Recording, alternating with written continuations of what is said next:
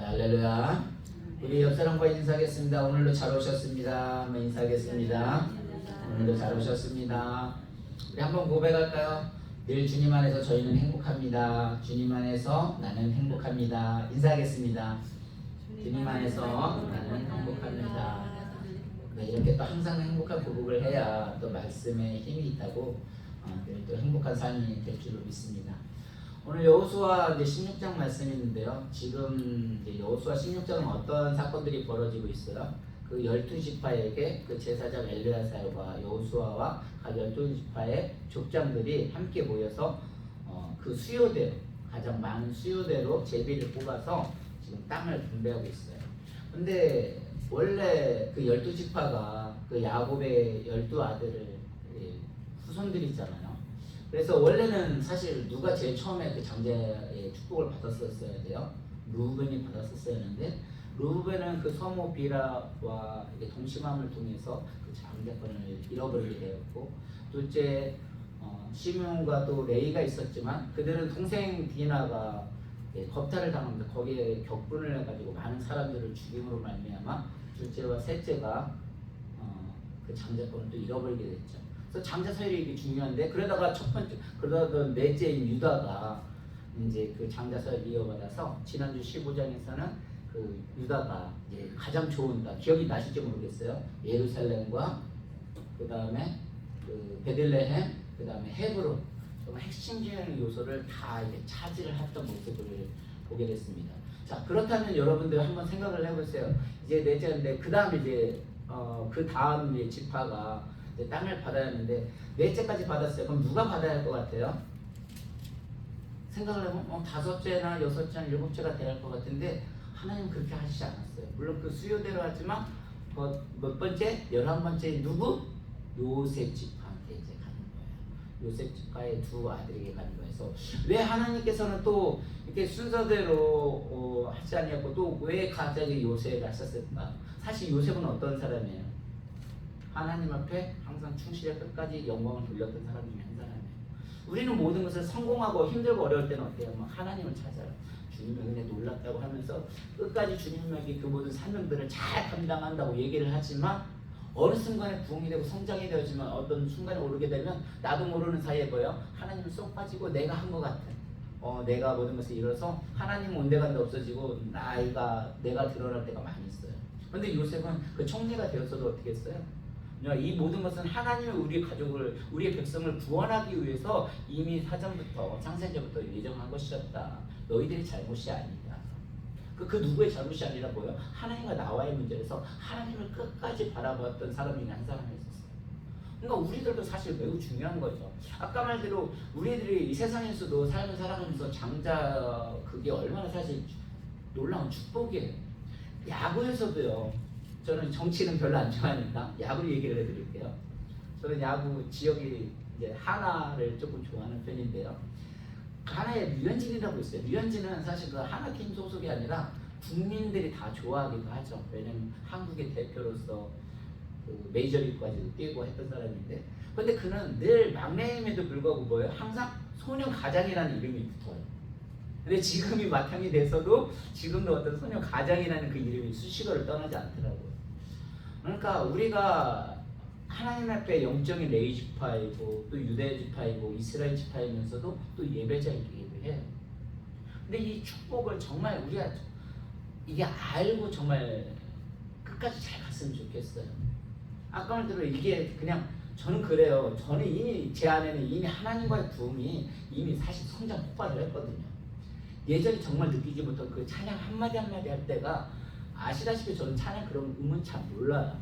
그래도 그 가사 한마디 한마디 할 때마다 너무 하나님의 은혜가 지금 너무 다가오거든요.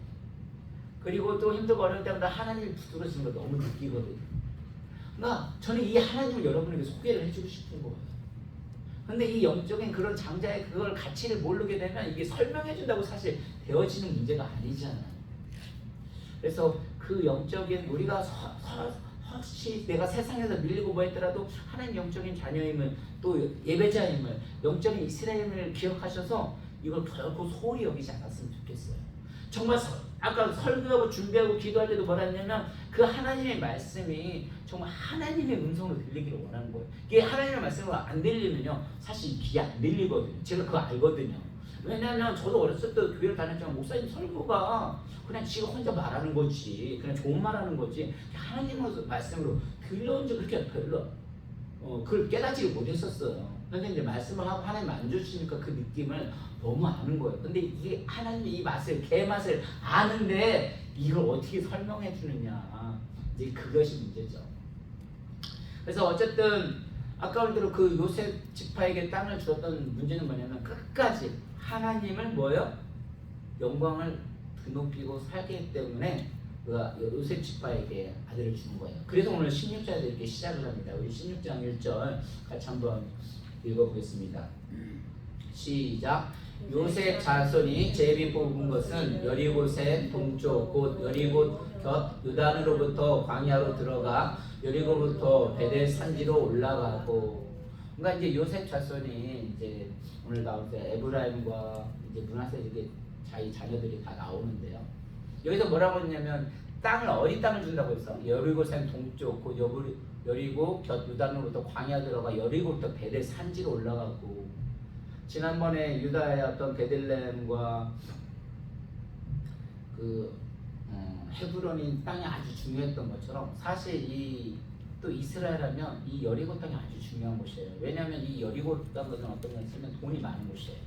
그리고 그 베들레헴에 들어가기 위해서 그 수많은 돈이 많다 보니까 뭐가 많이 거쳐지는 거예요? 세금이 많이 거쳐지는 거예요. 그 세금을 많이 걷는 세리하면 대표적인 사람이 누구예요? 여리고의 세리가 삭개오가 나오잖아요. 왜 이 여리고 삭개오가 수많은 세리들 많이 있잖아요. 마태 세리부터 시작해서 하는데 왜 여리고에 삭개오 세리가 나왔을까요? 여리고의 상징성 때문에 그런 거예요.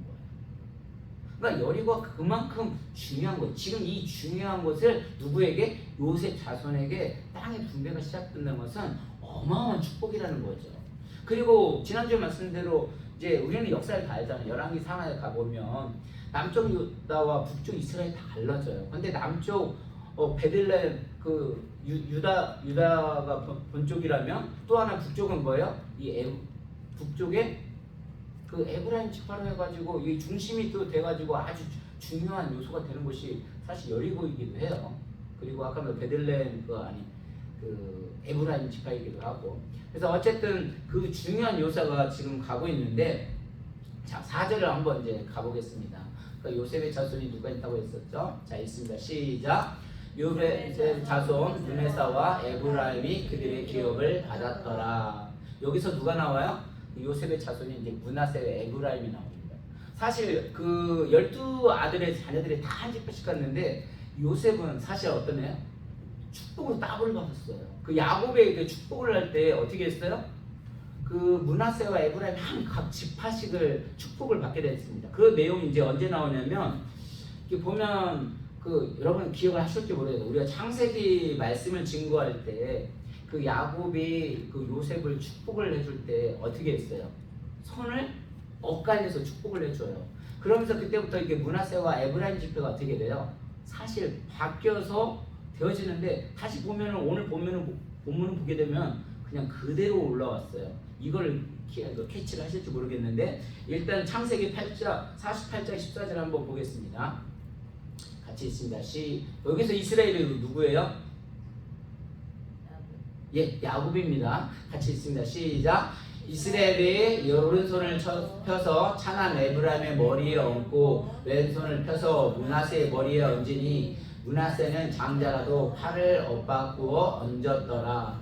그러니까 야곱이 요셉을 축복을 해줄 때, 그 자녀들을 축복을 해줄 때 뭐라 했냐면 손을 펴서, 찬함이 원래 항상 너의 우편에 그늘 대신이 항상 오른편은 뭐예요? 승리, 하나님과 함께 하시는 그런 의미의 상징성이 있다고 했었잖아요. 근데 오른쪽에 늘 장자가 먼저 가고 왼쪽으로 왔었었는데 이걸 어떻게 해서 바꿔버린 거예요. 바꿔서 축복을 하죠. 그러면서 이때부터 사실은 어떻게 됐냐면 원래 이제 차남인 에브라임이었고 장자가 므낫세인데 이 축복이 바뀌어버립니다.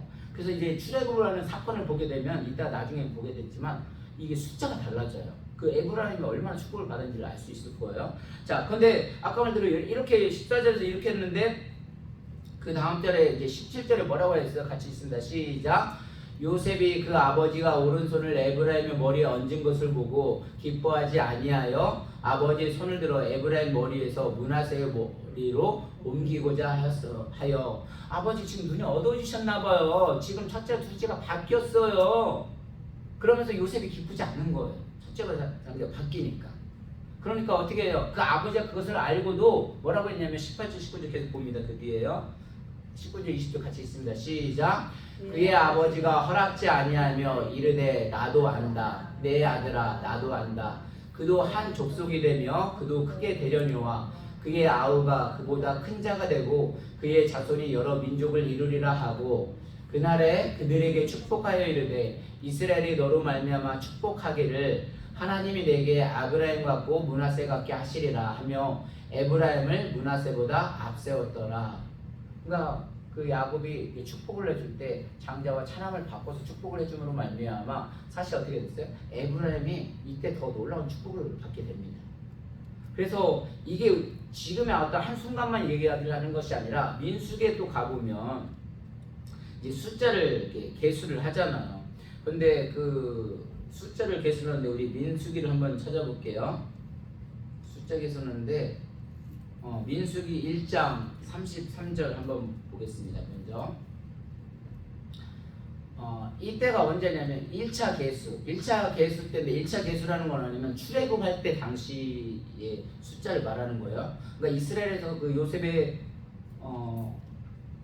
총리 안에 있으면서 그들이 에브라임 축복을 받아가지고 성장을 많이 했었어요. 그때 숫자를 한번 볼게요. 읽습니다. 33절 시작. 에브라임 지파에서 계수된 자는 45,000명이었더라. 그 35절이요. 므낫세 지파에서 계수된 자는 32,200명이었더라. 그러니까 출애굽을 할 때 당시는 아까 어떻게 했다고요? 이미 야곱의 축복을 받아서 그 에브라임이 아까 장자의 축복을 받았다고 그랬잖아요. 그런데 이들의 숫자가 얼마였어요? 45,000명이었어요. 그리고 므낫세 지파 숫자는 얼마였어요? 32,200명이었어요. 그러니까 정말 그 약속대로 하나님의 말씀대로 이 에브라임 지파가 축복을 받아주고 성장을 하고 많아졌잖아요. 므낫세 지파는 32,200명이에요. 그런데 이게 어떻게 되냐면 사실 지금의 여호수아에서는 이게 땅을 분배할 때는 이 숫자가 중요한 거예요?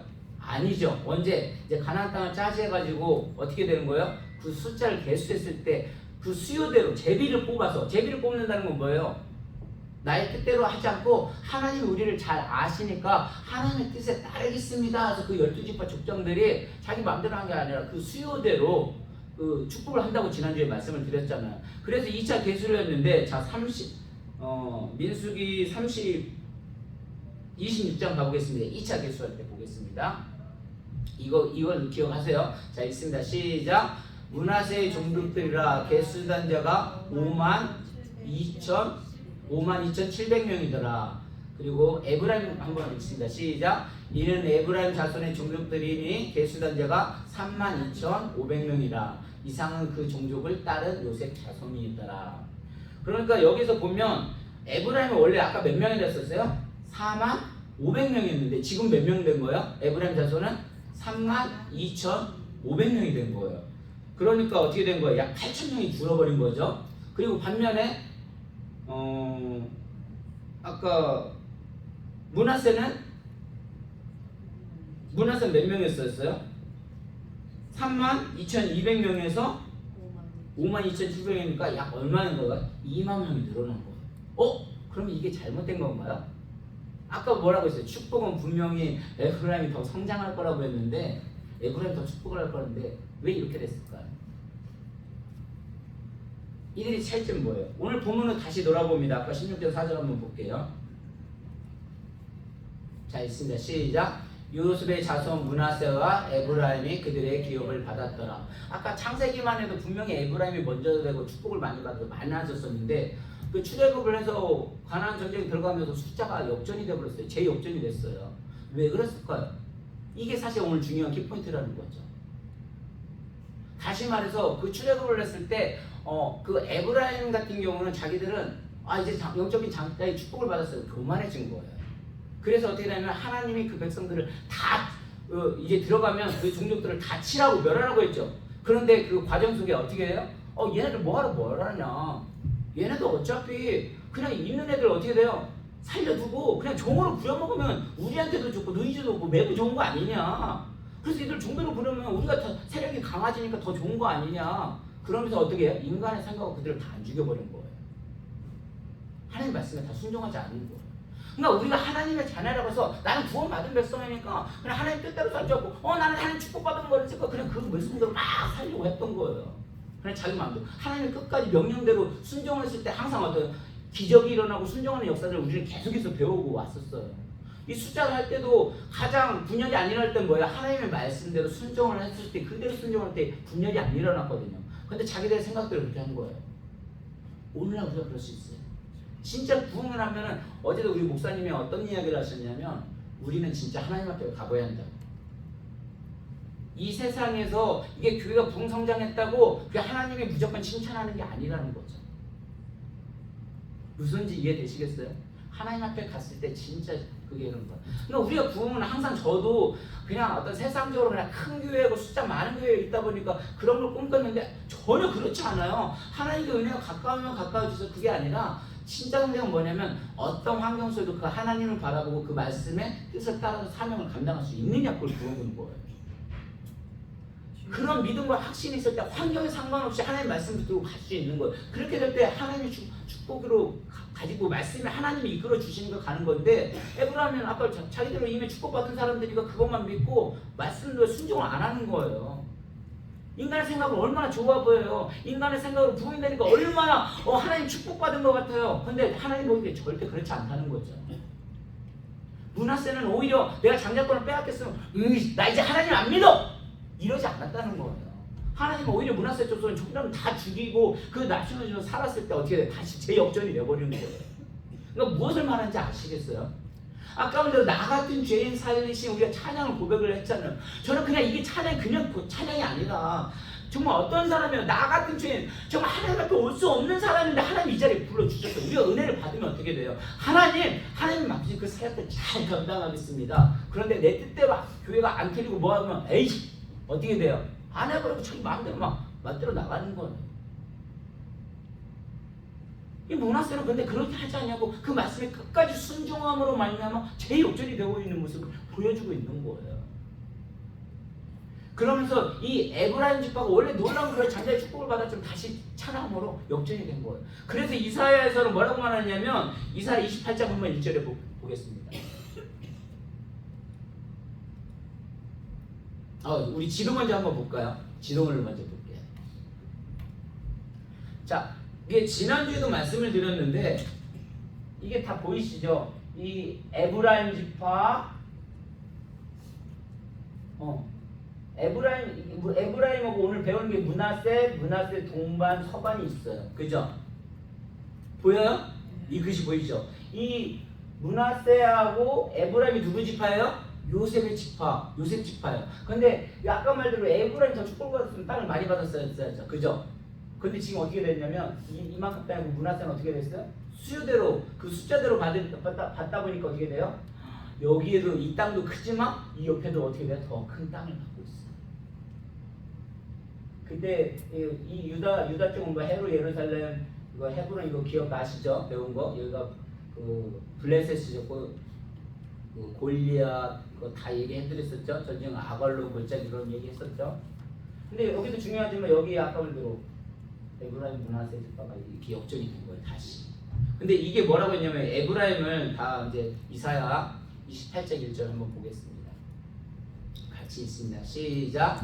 에브라임의 술 취한 자들의 교만한 면류관은 화했을진저 술에 빠진 자의 성 곧 영화로운 광같이 기름진 골짜기 꼭대기의 세운 성이며 쇠전에 가는 꽃 같으니 화 있을진저. 꽃 같아. 에브라임 하나님의 축복을 받아가지고 정말 놀라웠는데 뭐라고 했냐면 쇠전에 가는 꽃 같아. 왜요? 에브라임이 술 취하는 거. 그러니까 하나님을 온전히 섬기지 못하고 방탕하고 교만함으로 말미암아 아까 말대로 끝까지 하나님을 섬겼으면 더 놀라운 축복이 있었을 텐데 이제 자기들이 성장하니까 자기들이 교만했던 거예요. 말씀을 안 들은 거예요. 자기 방법대로 가는 거예요. 우리들이요 하나님을 신앙한다고 해서 아까 말대로 하나님의 말씀대로 사람 부자 안 될 수 있어요. 물론 부자 되는 것도 감사하지만 우리의 영적인 정의와 복의 기준은 그게 아니라는 거죠. 뭐 복의 기준은 뭐예요?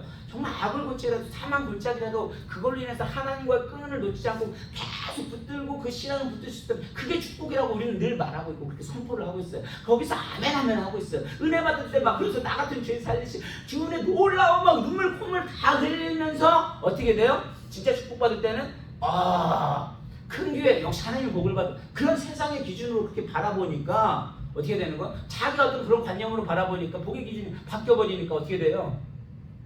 하나님 말씀을 순종 안 하는 거예요. 세상의 방식으로 이렇게 되면 뭐 성장하고 숫자 많이 늘다고 하나님 기뻐하는 게 아니라는 거죠. 진짜 부흥은 뭐라는 거예요?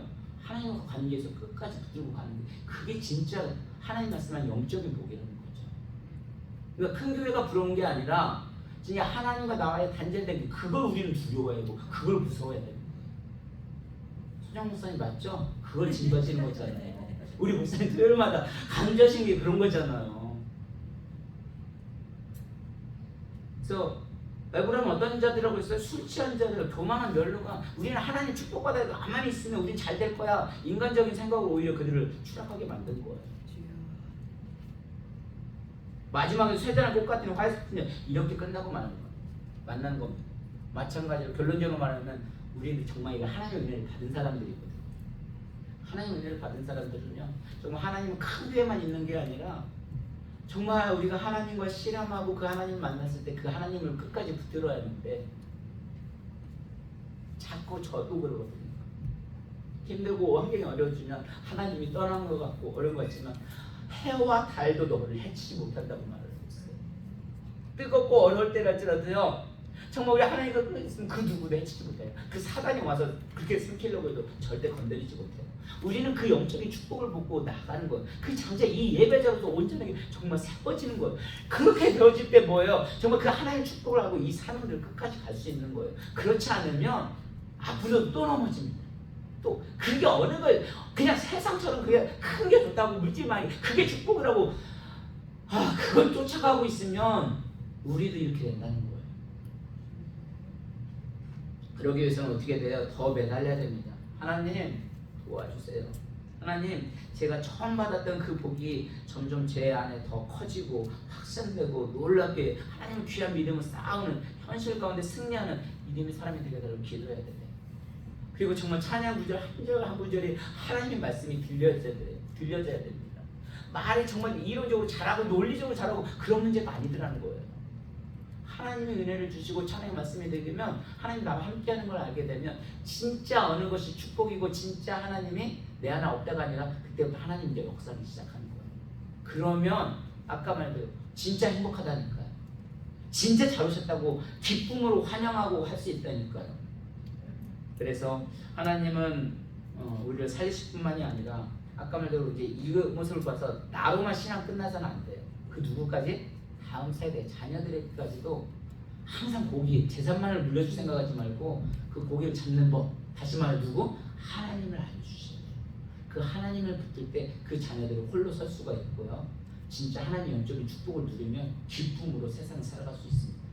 저와 여러분들이 다음 세대와 우리 후손들까지도 하나님께서 사용하셔서 처음도 좋고 끝도 더 좋은 하나님의 사람들 그러한 가문 또 그러한 믿음의 공동체를 만들어갈 수 있는 또 저와 여러분이 되기를 오늘도 주님의 이름으로 간절히 축원합니다. 우리 이 시간 기도하겠습니다. 기도할 때 하나님